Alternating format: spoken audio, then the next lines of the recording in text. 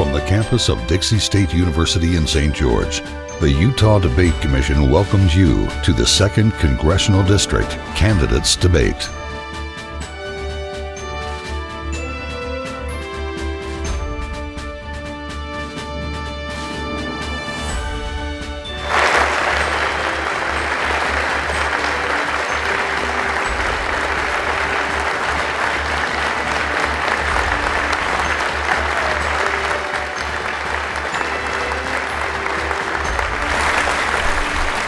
Good evening.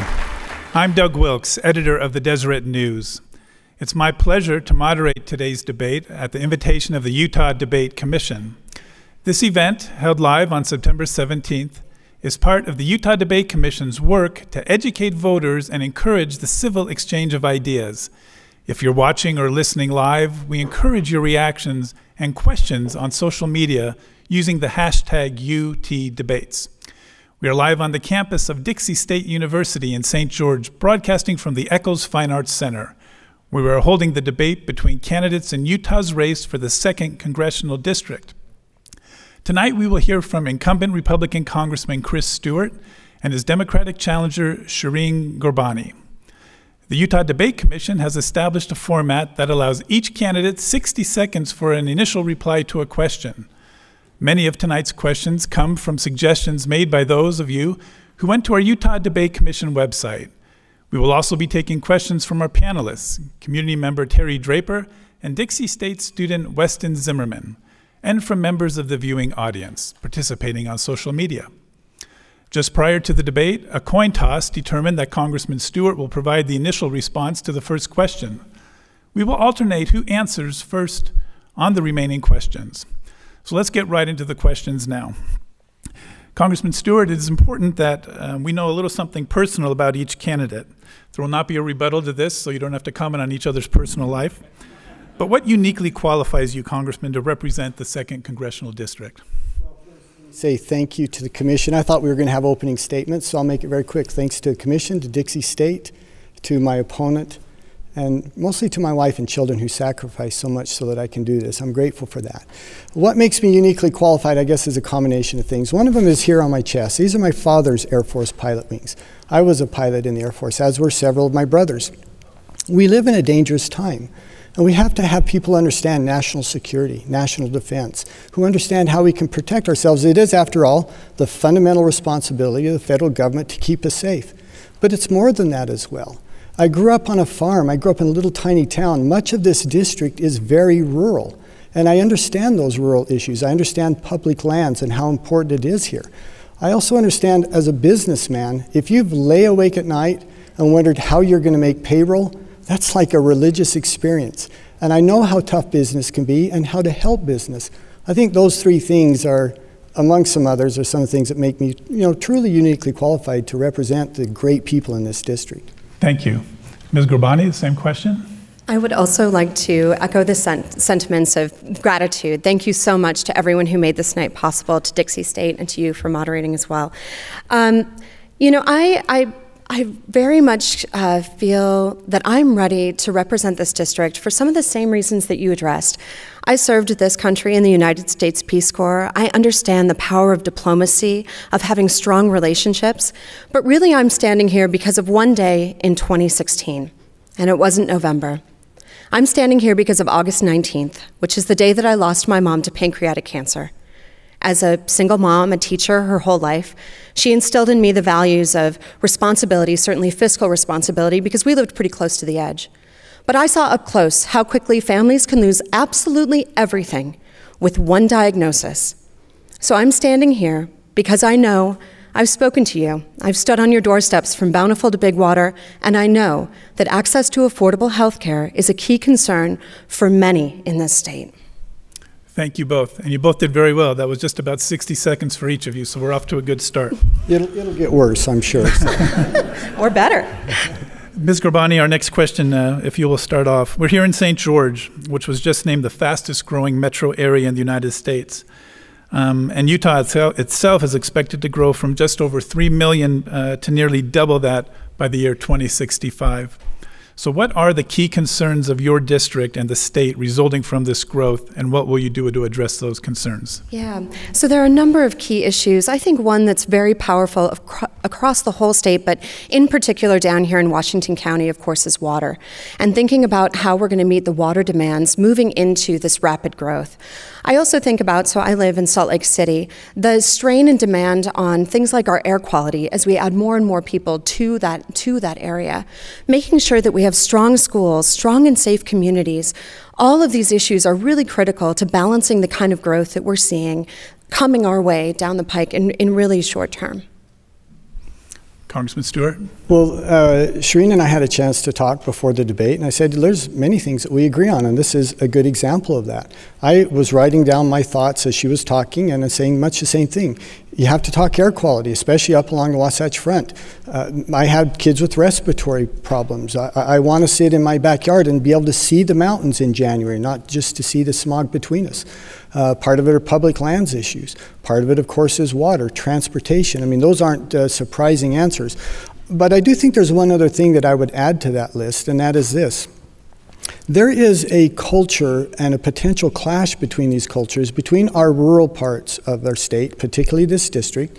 There are some counties in this district that only have a few thousand people, and then the Wasatch Front, which is growing so much more quickly and where we have millions of people. And I think we want to protect both of those cultures. We want to protect the culture that's so valuable in rural farming, ranching, mining, timber, those things that they've been doing for 100 years, while at the same time protecting the quality of life along the Wasatch Front where most of us live. Let me, you each have a chance to add to that or rebut, but we don't have to do that. I have a good follow-up. Would you like me to do the follow-up, or do you want to? Happy to. Okay. You both mentioned air quality, so let's just hone in on that just for a second. Ms. Ghorbani, what would you do to solve the air quality problem along the Wasatch Front? Yeah, so there are a number of important things that we could be doing. Personally, a few years ago, I bought a Leaf. I bought an electric vehicle. I had a son, and we had to add a second vehicle to our family. And making sure that I had the sort of personal responsibility to do that is important. But I also had tax incentives that made that a really important, really easy decision to make. So incentivizing the right things, making sure that our polluters in this area are held accountable. Certainly, emission standards on vehicles is a huge issue, and we see a lot of, I would say, lackluster efforts from our current EPA on mileage standards and on emission standards. Congressman Stewart?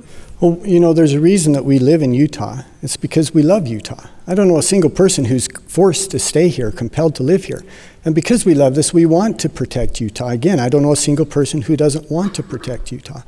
And, you know, I think, again, to my opponent's point, I agree with her on some of this, that she made a personal decision to buy a Leaf. That's admirable. Those are the kind of things that will make a difference.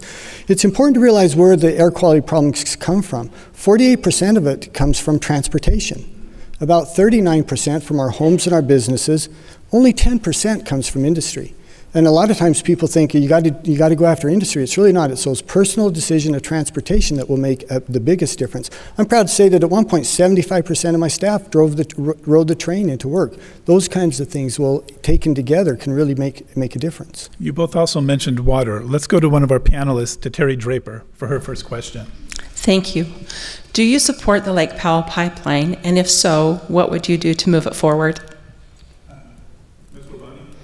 Yeah, so I have a lot of concerns about the pipeline. First of all, I understand that water is just a truly very present issue for the residents of not only Washington County, but southern Utah, and frankly, all over the state. I'm very concerned that we haven't made the full efforts that we could have made on conservation and on exploring other options. I think we need to move forward carefully, but I'm really concerned about the ultimate cost that's going to be borne by the residents of Washington County, and that those aren't really that clear to me at this point. So who is going to carry the cost burden for this? Are we going to have the necessary ecological reviews in place to make sure that we've made the right decision for the future, right? So making sure that we've done everything that we can on conservation and making sure that we're absolutely committed to exploring any other options, groundwater, whether that's looking at how we're working with agriculture, all of those are critically important to me before we invest in what is going to be a huge cost burden on the residents of this county. Congressman Stewart. Yeah, I absolutely support it. And there's a number of reasons why. Number one is the local community supports it. And this is one of those times when I don't think the federal government or people in Salt Lake or wherever they might be ought to come in and tell the local community you should or shouldn't do this. There's overwhelming support among the local community. The other thing is if we don't do this, this community will die. You have to have a reliable source of water. And if we don't claim that water out of Lake Powell, California will, and we'll lose our legal status and our legal ability to claim that water at any time in the future. So because I support it, I've been working very, very hard to make sure that we go through the proper regulatory process. We've made I don't know how many calls to FERC, which has been a bit of a stumbling block in this process. We've had conversations with EPA, with all of the regulators that are involved with this.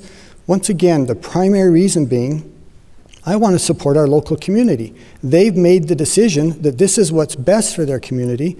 I want to support them once that decision is made. Ms. Ghorbani, chance for a 30-second rebuttal. So I would just add that there's also a lot of support in this community for really clear conservation efforts, making sure that we're doing everything that we can to use the secondary water that's available. But I really think I want to come back to this issue. This is a $1.5 billion project, and that's just the cost of building. So the ongoing costs are something I'm very concerned about. What's that going to mean to your water bill? What is that going to mean to this community? Growth is certainly important, but understanding what the actual concrete costs are going to be to every resident is something I'd like to be much more comfortable with before I say I fully support this pipeline. Congressman, 30 seconds. I'd like to affirm her rebuttal if I could, in other words, agree with her. Look, I agree. We want to have the proper environmental process. Absolutely, we want to do that. We want to have the proper regulatory process. And Shireen talked about the price. It is a very expensive project, but once again, the local community made the decision that they would fund that and they would pay for that. So we'll see. We'll let them do that. Please, we went through the ground rules. So we'd appreciate it if you'd let us go through this. Thank you. Let us move on to the next topic. Let's hear from Weston Zimmerman, an accounting major at Dixie State University. I've been spending more on healthcare costs recently, and costs for healthcare are continuing to increase, in part because of drug prices. What steps will you take to ensure that the cost of healthcare will become less of a burden to Utahns? Congressman Stewart. And I'm sorry, can you say the question one more time? Yeah. What steps will you take to ensure that the cost of healthcare will become less of a burden to Utahns? Oh my gosh, this is such a great topic, and I'm so glad we're talking about it. And I think if you're going to talk healthcare, we have to go back and review where we were with Obamacare. And that was a law that was compelled upon us really on a foundation of dishonesty. We were told it would reduce our costs $2,500. That's not true. We were told we could keep our doctor, that would reduce the deficit. Those things turned out not to be true. 64%. That's the rate increase for Utahns on Obamacare this year. Nationally, it's 34%. I don't know how anyone can look at that and say that's okay, because it's not okay. So then the answer is, or the question, what do we do then? That was your question. The first thing is protect those with pre-existing conditions. Under my plan, a Republican plan, no one could be denied coverage. Actually, increase funding for women's health. We allow you to keep your children on your policies age 26. There's cost controls. I mean, for example, I shouldn't have to buy a policy that includes maternity care. I think my wife and I are finished having children. And then last thing would be allow you to buy across state lines so that you can drive down the cost, increase competition, and some tort reform. Those are the things that will make a difference in affecting not just the quality, but the cost of health care. Ms. Ghorbani? So it's that sounds like Obamacare. So the thing that's, I understand that there are some real concerns about Obamacare, but let me start with some things that I think we could be doing to reduce the cost of healthcare right now. One is something that Trump campaigned on that I support, which is allowing Medicare to negotiate drug prices at the federal level. That means that every taxpayer is going to have the ability to be spending less. Our money will be spent more responsibly. That's something that I fully support, and I would love to see that done. We frankly can't get any traction on some of these common sense solutions because our Congress is bought and sold by pharmaceutical companies, and they stand to benefit when when we allow the increasing cost of our pharmaceuticals. So here are some other things we could do really simply. Transparency in billing, making sure that we know exactly which healthcare facility we're going to go to, what they're going to charge us for the services that we get. But I think it's bigger than that for me. I think that we need to be moving towards true and full reform of our healthcare system to make sure that every American, every man, woman, and child in this country has access to affordable healthcare. It is a moral obligation. It's the right thing to do. Congressman, 30-second rebuttal. Well, once again, I think the president is right when he's trying to negotiate independently for our pharmaceutical companies for reducing costs there. That's exactly the right thing to do. We support him on that. There's another thing. This is kind of technical, and most people aren't going to think it's very interesting, but I mean, some of the things we've done on Medicare Part D is very important as well. It increases costs. It increases choices. It increases some of the options for people while driving down the costs. So there's some, kind of technical, kind of in the weeds type thing, but it can have a real positive outcome for people. Okay, a 30-second response. I just have to say, the very reason that I am running for this office, the reason I am standing on this stage, is because Mr. Stewart's record is voting against your access to affordable health care over 40 times, voting against Obamacare 40 times. We need solutions. We need access to affordable health care. I want to tell you really quickly about Lori, a member of my team. They knocked on her door in West Valley City. She's 75 years old. She continues to work and pays almost 30% of her income to cover her daughter and her grandchildren. That is an unacceptable future to me, and I am running because I believe we could work on common sense solutions. Congressman, I'll give you 30 seconds to respond. We have the same goal here. Of course we want to have affordable health insurance. That's the whole point. And of course we all have stories with our families or people that we love and care about who have been devastated by some type of medical emergency.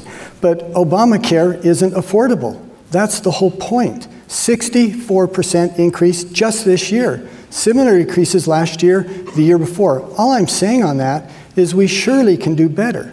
I truly believe we can do better than that. That's what we're trying to do in Congress.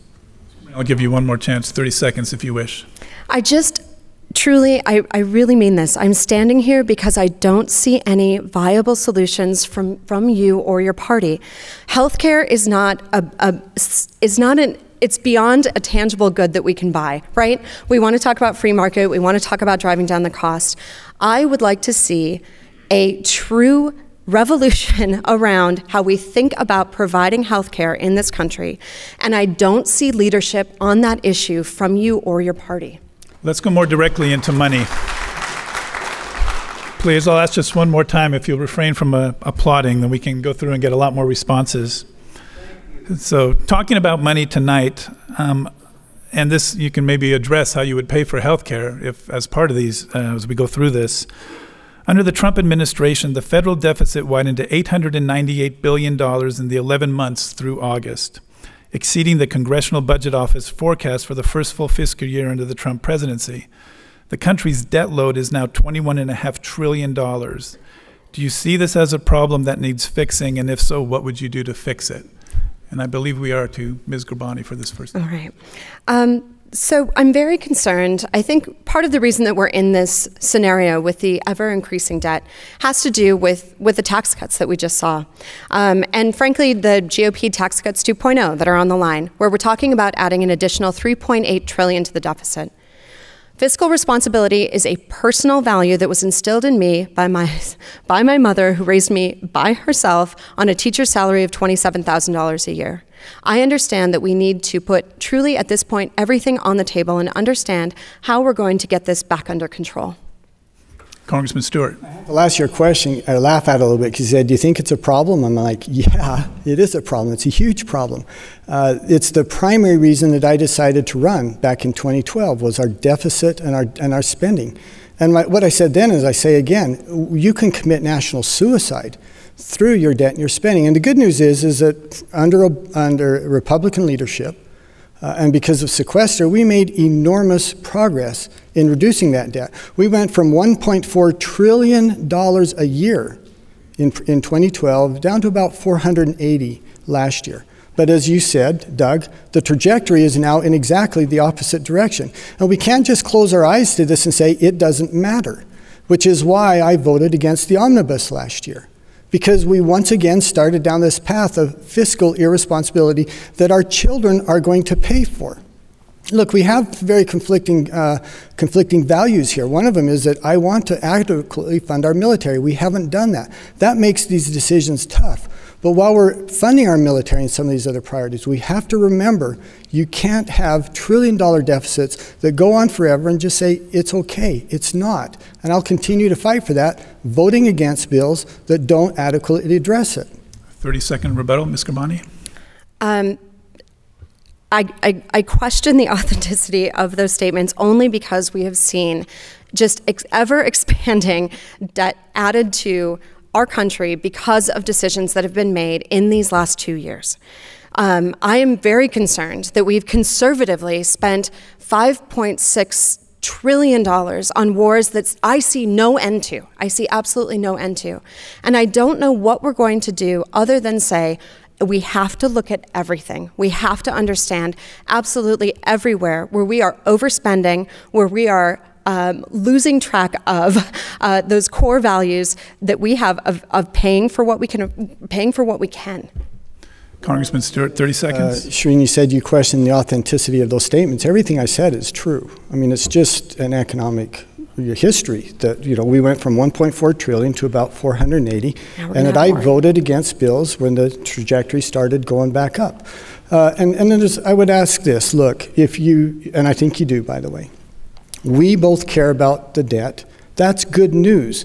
The problem is that many of your Democratic colleagues don't, because they won't work with us in serious ways to attack the debt.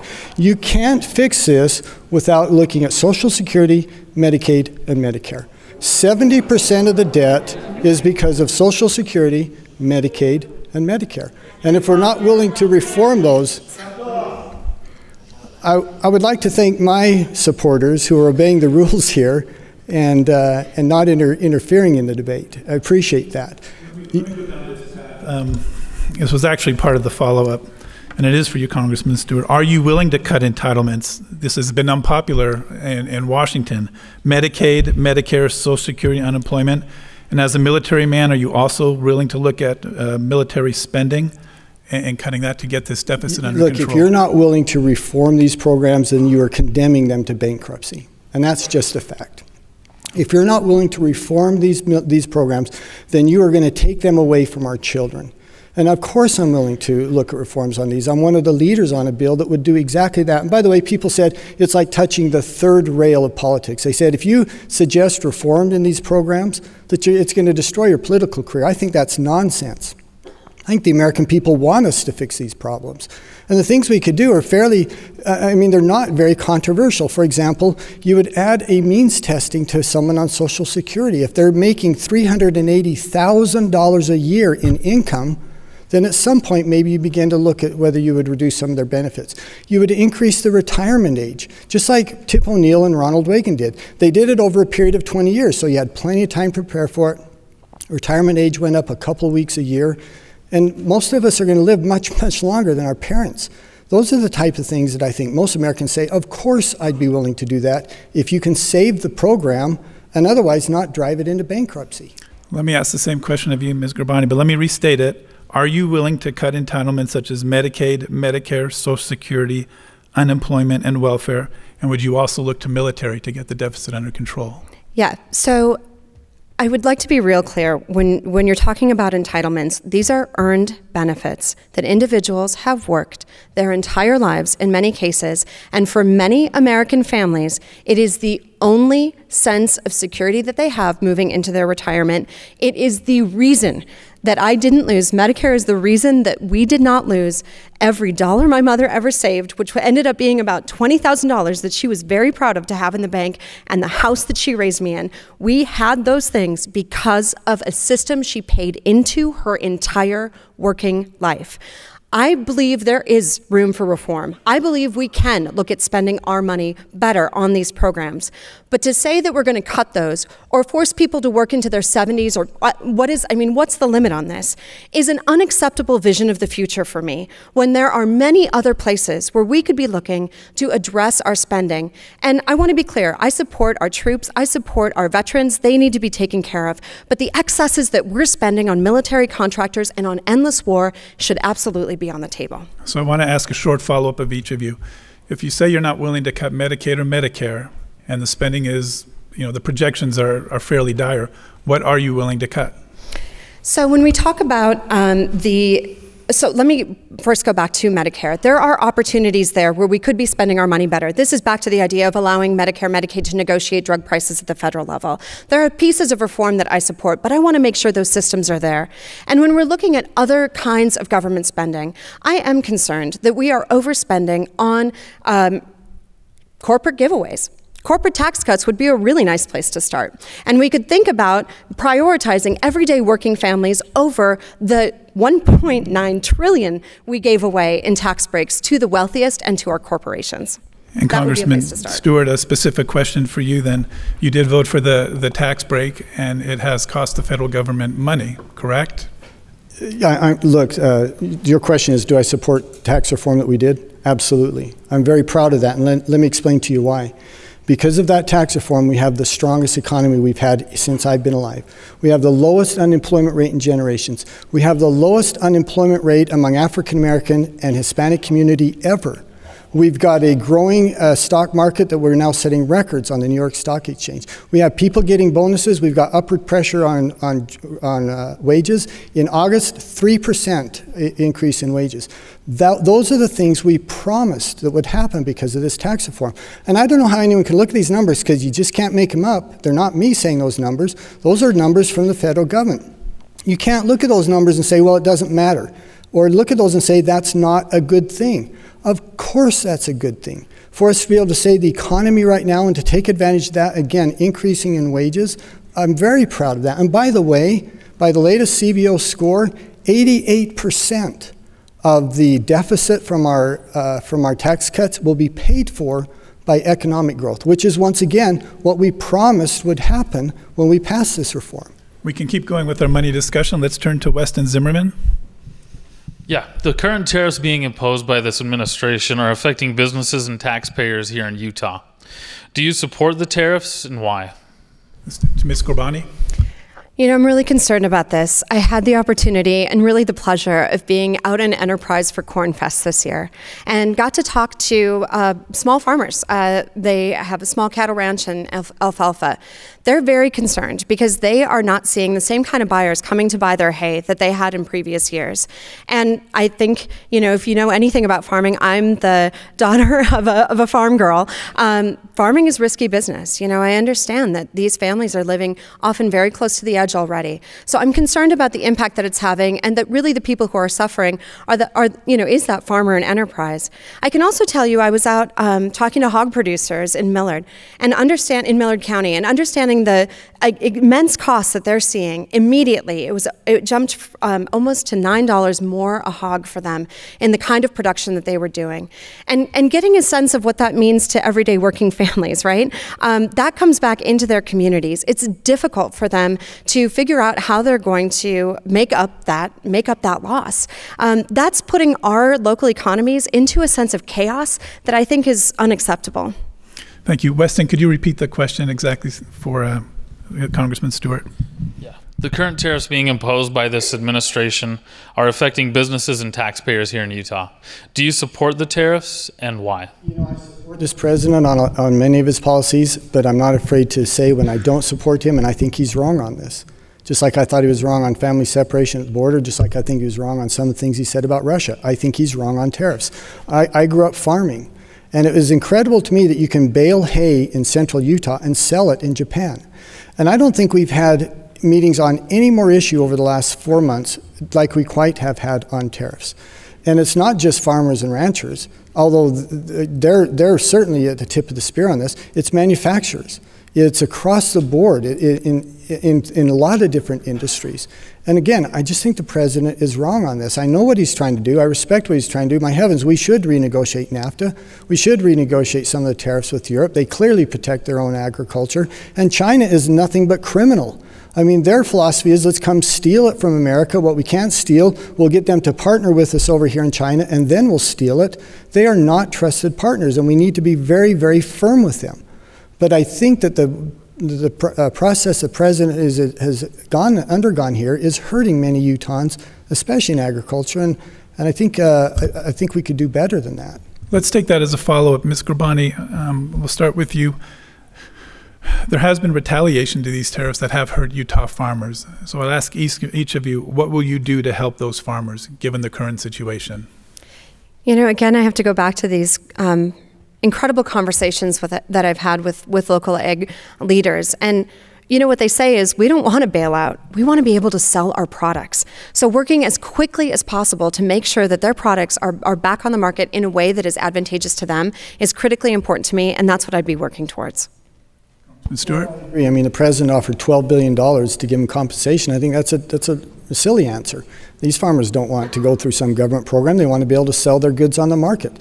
But again, it's not just farmers. It's not just dairymen. It's manufacturers. It's people in medical devices that I've had conversations with. It's mining in some cases. There's across-the-board concern about this.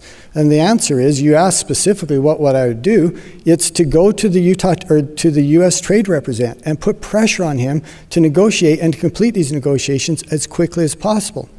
In some circumstances, we've requested exemptions for very specific circumstances, had some success in that.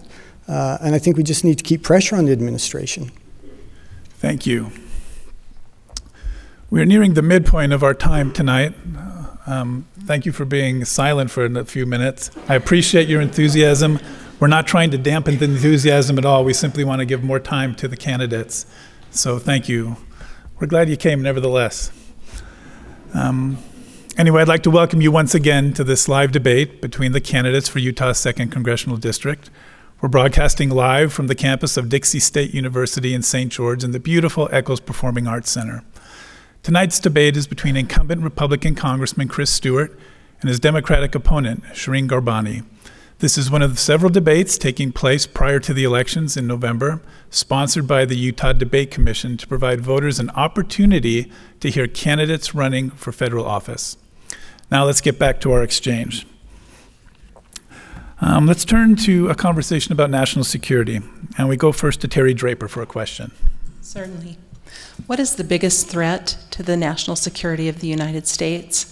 Why do you believe this, and what would you do to minimize it and protect our country? Ms. Ghorbani? I mean, there are many threats that we should be taking seriously, but one that I'm very concerned about is our overall ability to lead this nation with a level-headed and stable president who is working to promote American values abroad in a way that makes every individual in this country proud. I'm concerned that we have strained relationships with our allies where we shouldn't have.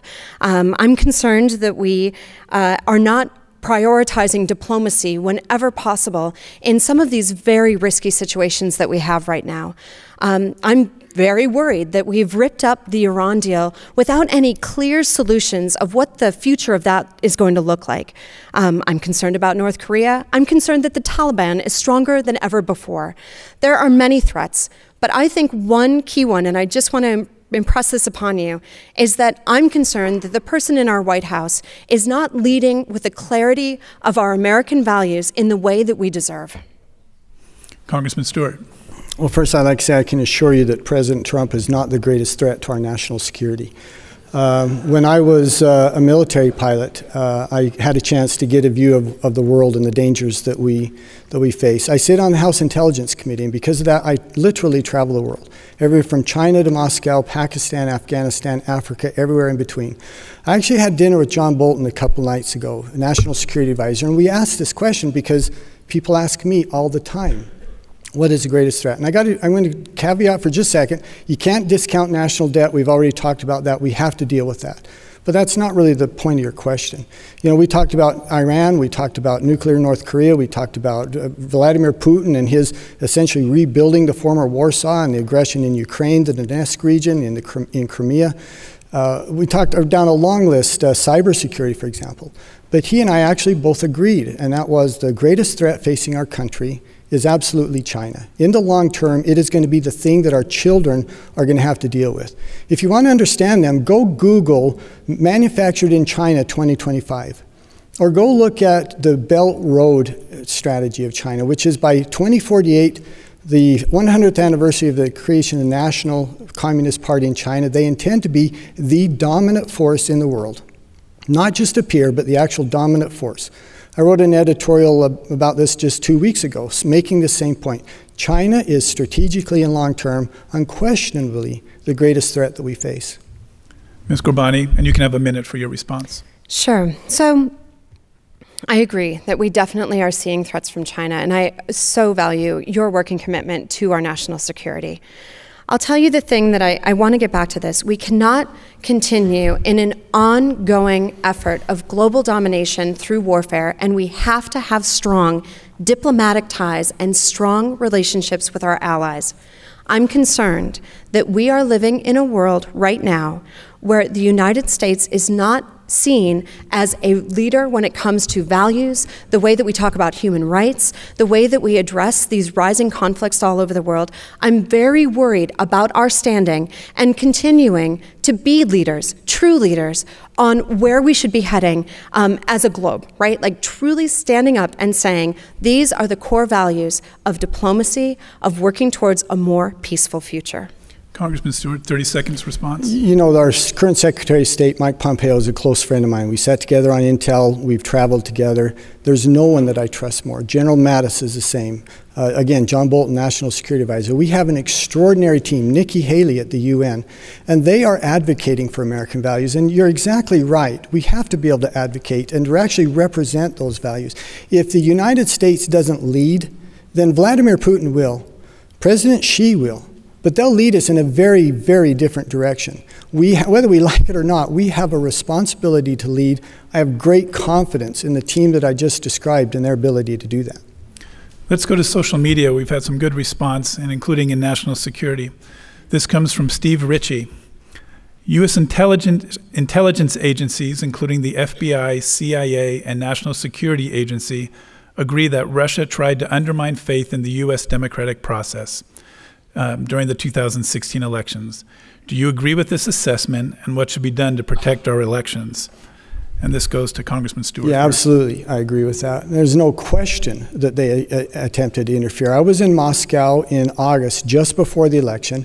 When I came home, I tried shouting from the mountaintops. I said to everyone who would listen to me, every media who'd give me an interview, they're going to mess in our election. That wasn't based on any specific piece of intelligence. There was some of that, but it was just based on common sense. Of course they're going to do that, just like they did in Europe. And I've said about 1,000 times since then, of course they attempted to interfere, which is why the investigation that we undertook in the House Committee was so important. And you know, we did, I think, 15 months, 330,000 pages that we reviewed, hundreds of witnesses. And the key to that was those 48 recommendations that we released to the American people. We wanted to get those out before this midterm election because those recommendations, if implemented, would allow us to be able to counter Russia. And by the way, it's not just Russia. So is China, so is North Korea, so is Iran. All of our adversaries are attempting to interfere. We have to be aware of it. We have to counter it in every way we can. Ms. Ghorbani, the same question. Do you agree with the assessment, and what should be done to protect our elections? Yeah, so I do agree with the assessment and am in agreement with our intelligence agencies and the Senate Intel Committee on the basic facts that we, I think, now mostly accept, that Russia interfered in our elections, and I'm happy to hear that you also agree with that. I will say this. I spent 2 years as a Peace Corps volunteer in the Republic of Moldova. If you want to see what happens when Russia interferes in a country's democracy, in a country's elections, you can find it right in Moldova. And frankly, we're starting to see some of the same outcomes right here. What happened in Moldova was a profound sense of distrust of their government, of apathy among voters, and rampant corruption. I'm worried that if we don't truly get ahead of this, that we're going to see those ideas really settle in and rot out the core of our democracy. I don't see serious efforts on those 48 recommendations. There's a lot more that could be done. We could be enacting that. We could be getting ahead of this, but I don't see the urgency that I believe this issue deserves. Congressman Stewart, you have a chance for 30 seconds. Well, again, this is, I think, an example where we agree, and I appreciate your service there and the insights that you provide to that, and you're exactly right. Moldova is a good example of that. Vladimir Putin is a KGB thug. That's all he is, a powerful KGB thug. And he seeks to weaken America. He seeks to weaken our democracy. He wants us to lose faith in one another in our democratic process. That's what he set out to do, and he's cheering over the result of this because he was actually fairly effective at doing it. You talk about the 48 recommendations. Again, I share your anxiety that they're not being implemented as quickly as they should. Many of them have to be implemented by states. We hope that they will have a sense of urgency. They just haven't really had that yet. I'd like to ask each of you a specific question based on your responses. So, Congressman Stewart, you support the assessment, but do you believe that the Russians tried to put Donald Trump in the White House? You know, I've actually gone back and forth on this because here's the problem I have with this. And the criticism I had has been, I think, misconstrued. Our finding was that the CIA rushed their analysis. They didn't comply with normal tradecraft. They did something in about 2 weeks that really should have taken much longer than that. And that was our fear about that. It wasn't that we disagreed with their conclusion. It was just that we felt there was deep concern over the tradecraft and the process of coming to that conclusion. Okay. And Ms. Ghorbani, you mentioned our president. Specifically, do you support Donald Trump as president of the United States? Tough job, right? I support anyone who is in that office, and I want them to do the absolute best work they can do. I'm troubled by his conduct in our White House, whether that's the way that he tweets, the way that he, as a candidate, insults Gold Star families, his treatment of women are all concerns for me, valid concerns, I think, for every American. But do I want him to do a great job? Do I support his work in the White House? I want him to do well. I want him to wake up every day and work to fight for you. Thank you both. Could I compliment her on that answer? Because I think she said it just right. I want the president to be successful. I want to have his policies be successful. But I think some of the things he tweets is just frankly indefensible.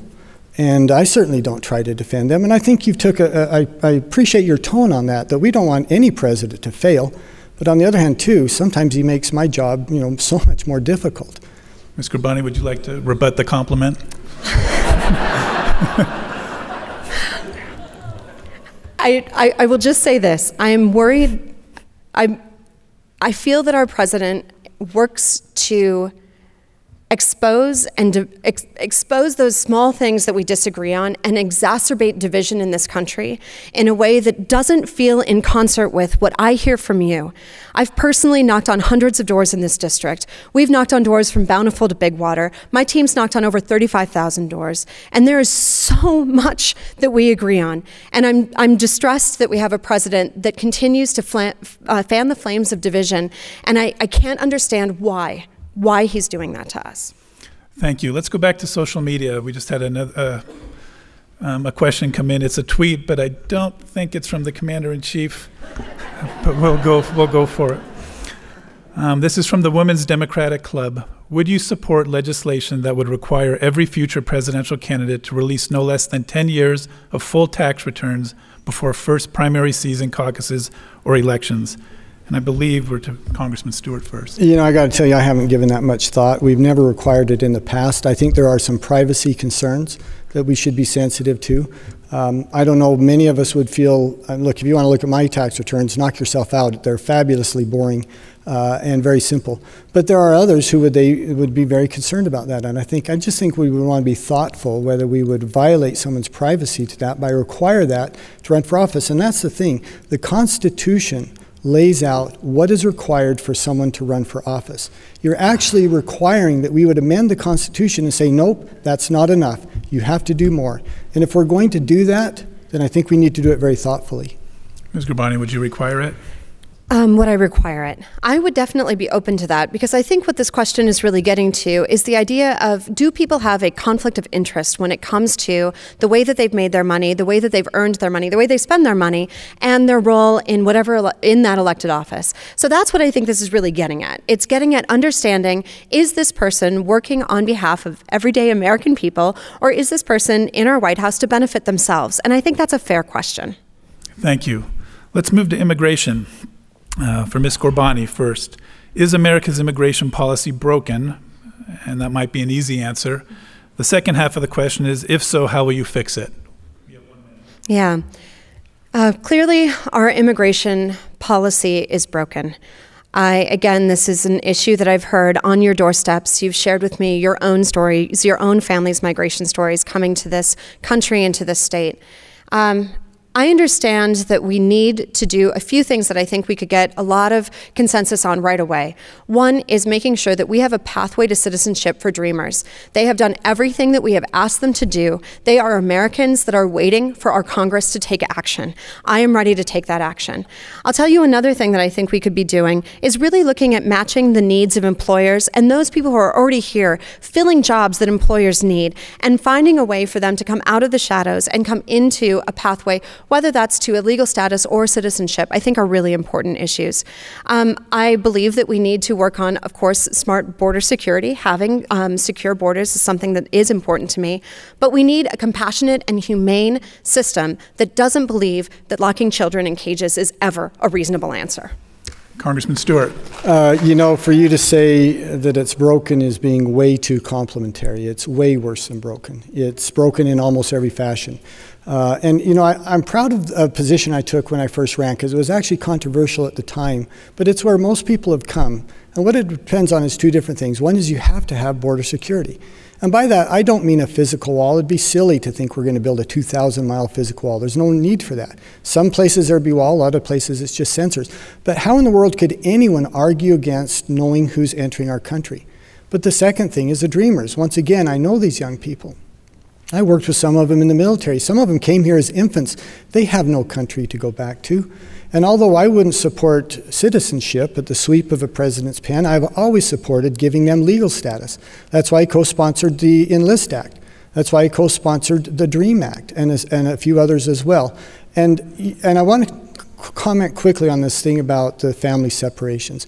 There's this famous picture of a child in a cage and President Trump was blamed for it, and we found out that was taken when President Obama was in office. It was in 2014. It's a policy that regardless of the president, it's an outrageous policy. We should do better than that, which is why Congress allowed them to have a waiver on the requirement that the courts had mandated that they separate these families, and why I have voted through the Appropriations Committee for hundreds of millions of dollars of increased appropriations to build family detention centers so that we can keep these families together. That doesn't mean when you come to the border, if you have children with you, you're going to get access. That would be outrageous as well. But we can treat those that are there humanely.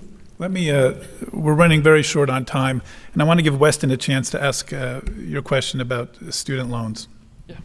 So the student loan ombudsman resigned abruptly, citing that the Bureau had, quote, served the wishes of the most powerful financial companies in America. If elected, what approach would you take to help alleviate the burden of student loans on Americans? And I believe it's Congressman Stewart. Oh my gosh, I have strong views on this because I got 6 kids. One of them's a doctor. I won't say how much his student loans are, but it's incredible. A couple lawyers. I got a kid in Boston right now. He's going to have incredible student loans. And the problem was under the previous administration, under President Obama, we took competition out of this. We federalized it. So you've got kids that are paying, like my son, 9% for his student loans to go to medical school at a time when interest rates are near 0. That's insane. Why in the world, how do you justify that? And the answer is very simple. You've got to reintroduce competition back into the market. You got to take the federal government out of this and let other companies, like we did for generations before, allow them to provide student loans. If you do that, my sons would be paying 3% and 4% instead of 9%. The federal government took responsibility for this and messed it up. We need to take it back. Ms. Ghorbani, how would you help the students here? Yeah, so I certainly support lowering our federal interest rate for student loans. So making sure that that is the lowest number possible. Before I was a Utahn, I was a North Dakotan. And through the State Bank of North Dakota, I was able to get student loans for my undergraduate at 1.8 and 2%. So that's a huge difference. Right? That makes a huge difference to families, to young people who are coming out of college that are trying to buy that first home or thinking about what job they want to do.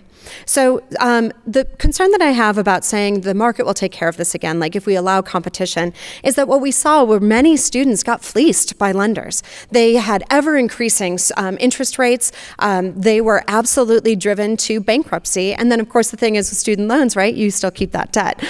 So I think that there's a real serious concern here about saying that if we just turn it over to the market, that will fix it. That's not really been what history has shown us on this issue. And I do think that we could do anything possible to drive down that federal student loan interest rate would be a really good place to start. Let me go to our final question. We only have about 20 seconds for you to respond to this. Do you support Proposition 2, Utah's medical marijuana initiative? Congressman Stewart. It's a state issue, so what I think really shouldn't matter. Constituents live in the state. I support the medicinal marijuana. I have family members who have been truly blessed by the ability to have access to medicinal marijuana. My problem with Prop 2 is I'm not sure it's thorough or well thought through. It's not that I object to medicinal marijuana. It's I object to some of the language of the prop that I think is overly broad. Ms. Ghorbani. Yeah, so I support so there are two pieces of this. One is the ballot initiative process itself. People went through the process, they collected the signatures, those signatures were verified, and I think at this point, Utahns deserve the right to vote on this issue. There are things that I think are concerning in the way that it has been written, but I do believe, as you do, that this is a state issue, and our legislature dragged their feet on. They absolutely did not come to the table with solutions for people to access medicinal marijuana when they wanted it, and so now this is what they have, and I hope that they'll act quickly to address some of the serious concerns that are in the proposition, though I support it. We have reached the time for our closing statements, and by a toss of the coin, Congressman Stewart goes first, and Ms. Ghorbani, you will finish. Okay. Once again, thank you.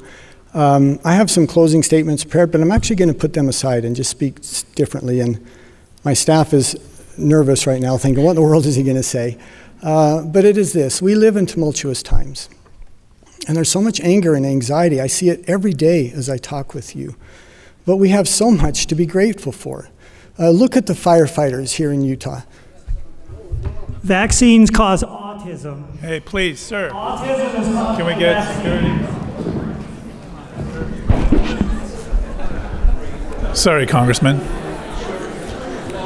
Please, we're very short on time. We want to hear these statements. If you can calm down, and we'll go right through it. Congressman, again, please. All right, I guess he got my closing statement. Is that right? So, no. Okay, just restating. We live in a time when there's so much anger and anxiety, and I understand that. I hear that. But again, we have so much to be grateful for. You look at the firefighters who are sacrificing and putting themselves in danger. Look at the first responders in the hurricane. Look at our brave men and women across the globe defending freedom. You can't look at those people and not have faith in our future when you see how they represent America. When I was in the Air Force, we had a phrase, the fight is on. And that's where we are. The fight is on for the future, for the heart and soul of our country. But we get to fight when it really matters. Each of us can make a difference. We all have a role to play. That's why I'm asking for your support. Let me keep fighting for you. Let me keep fighting for our country. God bless you. God bless the United States of America. Thank you, Congressman. Ms. Ghorbani, yes. Quickly, please. So there are many things that Mr. Stewart said that I agree with, but one thing that I think is fundamentally different is a way that we see the world is different. I believe that we are united on so much more than on that divides us. And I think what we're asking ourselves with this election is, can we do better? Can we rethink the way that we currently think about our lives, about the challenges that we face? And you know, I'm concerned that we are living in a place where we have a person in our White House that really doesn't reflect the very best of who we are, the very best of this country. I know that we can do better. And you know, I invite you to join me to work towards this future, one that is beyond partisanship, one where we are working together and rising to meet the complex challenges that we face as Utahns, as Americans. I want to reiterate, I am certain There is more, far, far more, that unites us than divides us. I want to make sure that you're registered to vote at your current address. Please engage in your democracy. Vote this year and know that I will stand with you. I'm standing here for my communities, my community. I'm standing here for your communities, and I will work on behalf of everyday Utahns. Thank you. My thanks to Congressman Chris Stewart and to Shireen Ghorbani for their time this evening, and great appreciation to the administration, faculty, and students of Dixie State University for providing an excellent setting. Thanks also goes to those who asked questions, those in our audience, panelists. We appreciate it very much. And special thanks today for the efforts of Thomas Wright and Scott Howell, co-chairs of the Utah Debate Commission. We appreciate the many hours they spend making it possible for us to bring you these debates. The Utah Debate Commission reminds you the next debate is Tuesday, October 9th at 6 o'clock, featuring candidates for the U.S. Senate, Mitt Romney and Jenny Wilson. And if you would like to attend that event taking place at Southern Utah University, or have a question that you would like to submit for consideration, remember to visit the Utah Debate Commission website at utahdebatecommission.org. And a quick reminder to plan now to participate in the election process by casting your ballot on or before November 6th. In St. George on the campus of Dixie State University, I'm Doug Wilkes, thanking you and our viewers and members of our live audience for joining us. Have a good evening. Thank you.